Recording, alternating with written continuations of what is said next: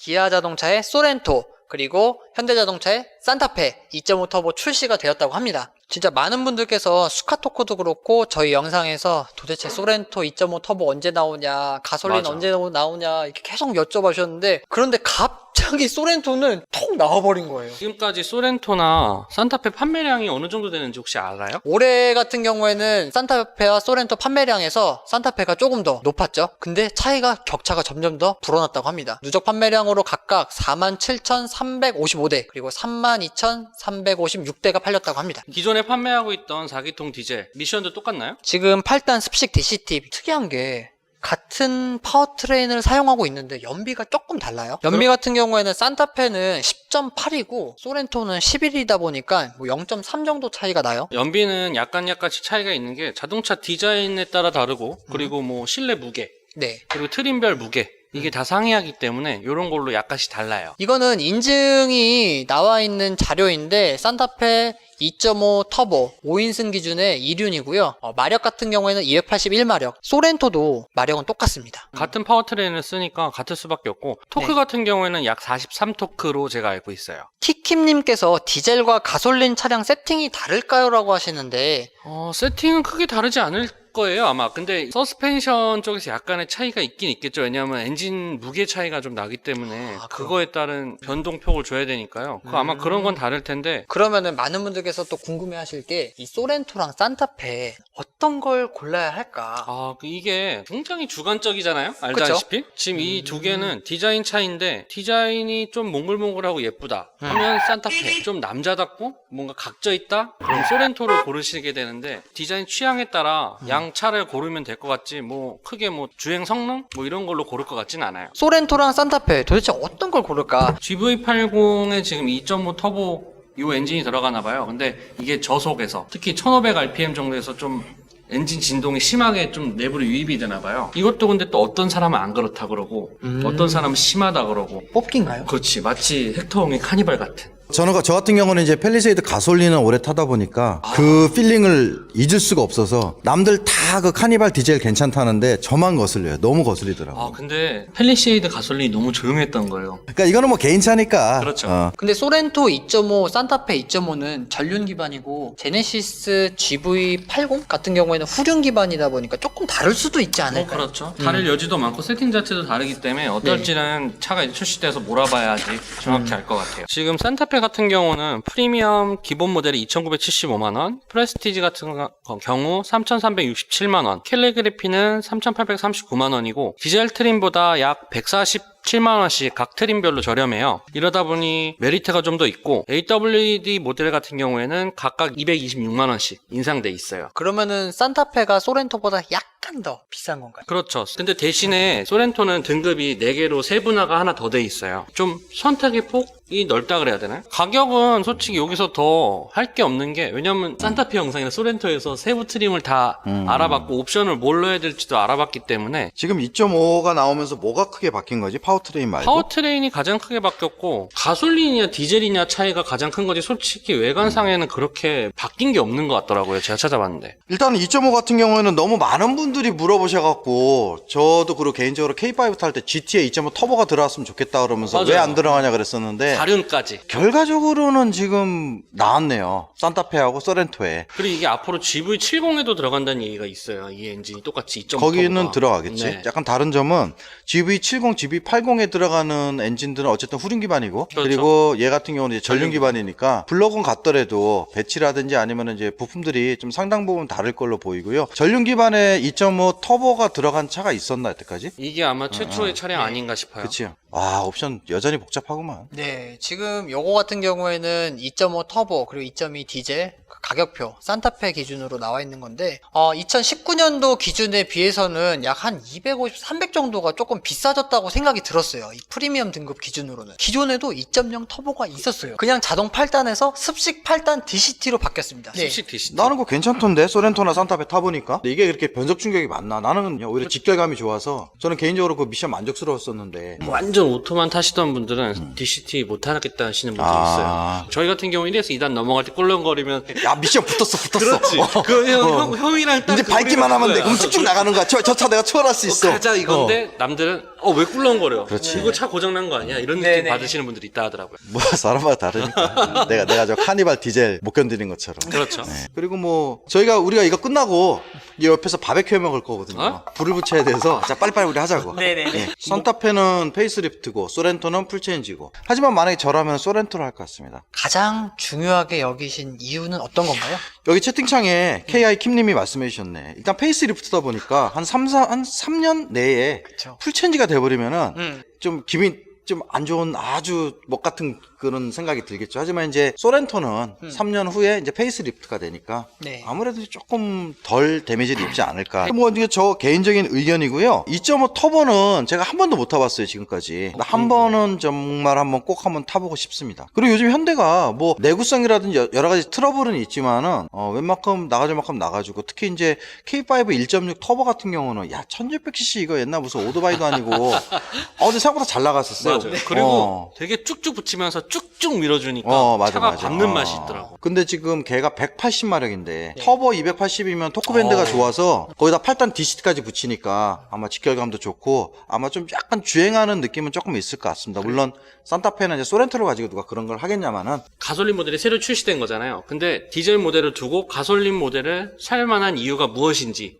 일단 정숙성 그리고 이제 주행 느낌. 가솔린이 좋은 건 다 알아요. 근데 디젤을 선택한 이유는 이제 주행거리가 많거나 연비 때문에 그러죠. 하물며 요즘은 디젤 파워트레인이 더 비싸다 보니까. 맞아요. 140만 원씩 비싸니까. 그렇죠. 그러니까 이제 가솔린을 사서 그런 걸 느끼고 싶지만 연비 때문에 연비 때문에. 연비 때문에 디젤을 선택하는 게 많죠. 비슷한 연비라 그러면은 네. 무조건 가솔린 하겠지. 연간 2만까지는 추천해드리는 정도고 연간 15,000 정도 미만으로 타시는 분들은 가솔린 사라고 강추를 해야 되지 않나. 또 한 가지는 제가 이제 카니발 디젤 2.1을 타봤잖아요. 근데 요게 생각보다 연비가 좋아서 똑같이 기름을 가득 넣었을 때 카니발이 주행 가는 거리가 600이라 나오면 실주행에서 약간 연비 운전하면은 600에서 한 650이 나오는데 한 700까지도 나왔던 것 같아요. 근데 가솔린을 넣어서 500km 주행 가는 거리가 나왔을 때 얘는 타면은 아무리 타도 400이야. 한 400에서 450. 확실히 같은 주행 가는 거리라고 나와도 실제 한 달 유류비를 딱 계산해보면은 가솔린이 확실히 많이 들어가는 건 사실입니다. 그리고 소나타도 2.5 터보는 나오죠. 제가 N9? 말씀드리는데 N9이 나오죠, 이제. 이번에 그 2.5 터보가 나오면서 가장 궁금했던 게 이 엔진에 듀얼 인젝터가 들어갔다고요? 이게 이거 스마트 스트림이 원래 다 듀얼 인젝터 아니었어요? 아니, 그런 줄 알았더니 그게 아니더라고. 아, 그래요? 네. 요것 때문에 제가 이 자리에 들어왔는데 보시면은 조금 이제 아시는 분들이나 관심이 있으신 분들은 아시겠지만 이거는 기존 가솔린 2.0 터보 모델 대비 14%.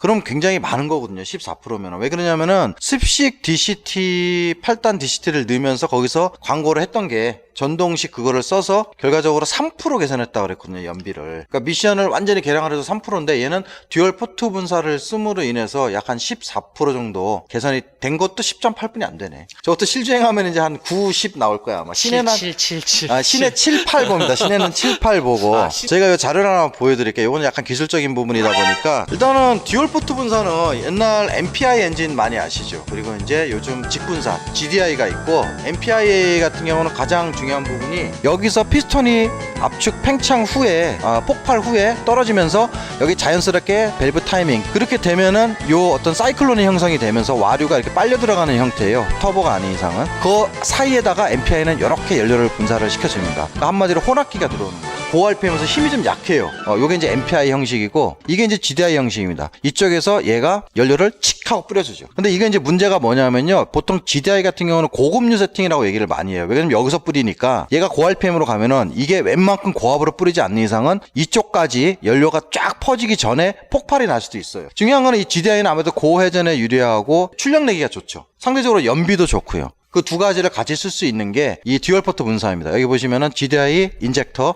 여기 MPI 인젝터 이렇게 있습니다. CVVD는 이 밸브 타이밍, 요 흡기 밸브 열리는 거를 많이 열고 적게 열고를 전동 모터를 위해서 써서 캠을 두 가지를 쓰는 겁니다. 보통 같은 우리가 캠 튜닝 그러는데 요 밸브 열리는 캠 각도를 변경을 해서 요거를 이제 여는 어떤 개폐량을 조절을 하는 건데 일장일단 있죠. 여러분들 그 고성능 차들 보면은 보통 아이들링 시에도 우당탕탕당 거리잖아요. 걔는 이제 고 RPM에 맞춰져 옮겨져 있기 때문에 저 RPM에서도 그런 거고, 그래서 결과적으로는 CVVD를 통해서 공기량을 조절을 하고 듀얼 포트 분사를 통해서 연료량을 조절을 하게 되면은 저 RPM에서는 조용하고 고 RPM에서는 고성능이 되면서 출력도 나와주고, 저 RPM, 고 RPM에 각각 대응이 가능하다는 부분입니다. 그냥 좋은 거예요. 연비 좋고 출력 좋고 조용하고. 이렇게 길게 설명해 주셔가지고 이게 뭔지 알았는데, 간단히 얘기하면 MPI 같은 경우는 저 RPM에서 정숙성이 좋고, 그렇지. GDI 같은 경우는 출력이 좋은 대신에 소리가 좀 낮죠? 불쾌하다는 분도 계셨는데, 그래서 저거는 저 RPM에서는 MPI로 쏴주고 고 RPM 출력이 필요할 때는 헥통 말대로 GDI에서 빡. 자, 카본 퇴적 문제 같은 얘기 같은데요. 어떤 엔진을 쓰든 간에 카본은 일단은 쌓여요. 어쩔 수가 없는 거죠. 완전 연소가 되지 않는 이상은. 엔진 그 약간 효율 자체가 지금 뭐 아직 40%도 못 넘었으니까 나머지 60%는 어디로 가겠습니까? 100으로 나가다가 뭐 쌓이든지. GDI는 6만 넘어가면 슬슬 올라오더라고요. 저희 크루 중에 아반떼 GDI 탄 크루가 있었잖아요. 만 조금 넘자마자 형 차가 이상해요.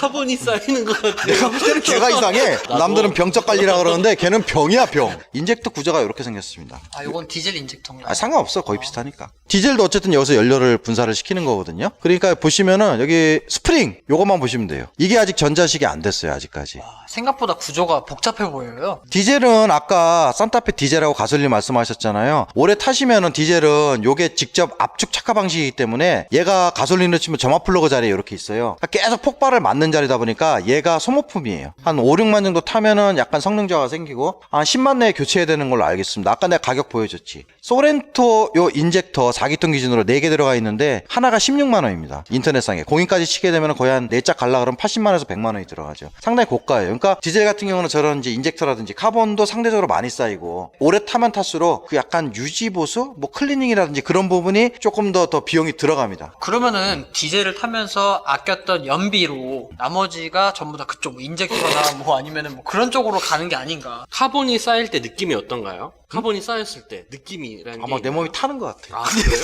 타버리니까 나 아니, 차를 병적 관리하기 때문에 카본이 쌓이면 일단 출력이 안 나와요. 카본이 어느 쪽이 쌓이냐에 따라 좀 다르긴 한데 어쨌든 간에 아까 말씀하신 흡기로 공기가 들어와서 저쪽 똥꼬 머플러 T까지 일렬로 쫙 가야 되는데 네. 그래서 배기 튜닝 하는 사람들은 흡기도 같이 해야 돼요. 배기는 아니야, 그럼 허당나. 허당이라고 그러거든요, 저희는. 그래요? 예, 맞습니다. 부저가 나타납니다. 아. 그래서 보통 흡배 맵, 흡기 배기가 달라지면 맵을 해갖고 아까 얘기한 연료 분사량이라든지 이런 부분들도 다 조절을 해야 되기 때문에. 키키님께서 산타페 2.5 터보 탈만할까요? 라고 물어보셨는데 제 개인적으로는 제일 괜찮을 것 같아요. 솔직히 아까 헥터님이랑 같은 생각인 게 제 생각에도 2.5 터보가 가장 세금적으로라든지 연비적으로 그 다음에 운영에 있어서 일단 플러그도 4개뿐이 안 들어가잖아요. 6기통만 해도 6개 들어가니까. 근데 1년에 이걸 제가 계산해 봤는데 2만 기준에서 한 80만 원 정도 유류비가 그리고 한 15,000 미만에서 60만 원이면 한 달에 5에서 7만 원 사이란 말이에요. 근데 그것도- 그 가격을 지불하고 디젤에서 느껴지는 그 불쾌한 진동 그리고 소음 이런 걸 다 감세할 수 있으면 추가로 돈을 지불하는 옵션보다 더 좋은 옵션을 사는 느낌이 들 것 같아서 저는 서브에도 가솔린을 강력 추천하는 편이에요. 최근에는. 자, 그리고 지금 여기 보시는 요 엔진이 2.5 터보 엔진이라고 합니다. 근데 이제 요거는 후륜 기반이에요. 여기 보시면 미션이 너무 정직하게 붙어 있죠. 그러니까 GV80에 들어가는 후륜 기반 2.5 터보라고 하는데 어차피 엔진 블럭이라든지 이런 레이아웃은 달라지겠지만은 이런 거는 뭐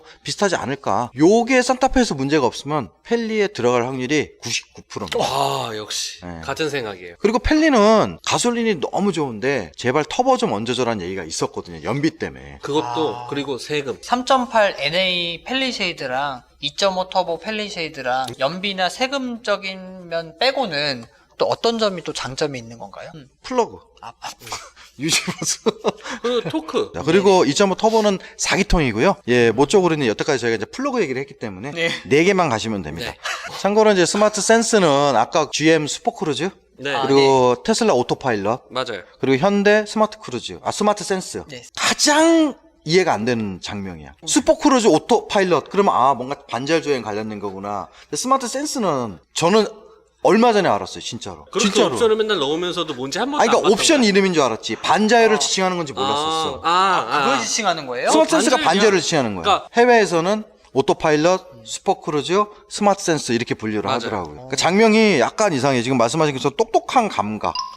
아, 이거를 2.5를 6기통으로 아시는 분들이 많으시구나. 왜 그러냐면은 그럴 수뿐이 없는 게 이전에 2.5는 6기통이었었어요. 지금 현재 2.5 터보는 4기통입니다. 자, 그리고 일단은 지금 이게 가격이 2,925만 원 시작인데 우리가 원래 시간이 있으면 아까 뭐를 만들기를 하려고 그랬는데 네. 그거는 한번 사이트를 보면서. 보면서 할까? 네, 한번 아, 간단하게 나 바베큐 하러 가야 되는데. 저는 자, 그러면은 산타페보다 소렌토를 한번 보겠습니다. 너는 산타페보다는 소렌토인 거야?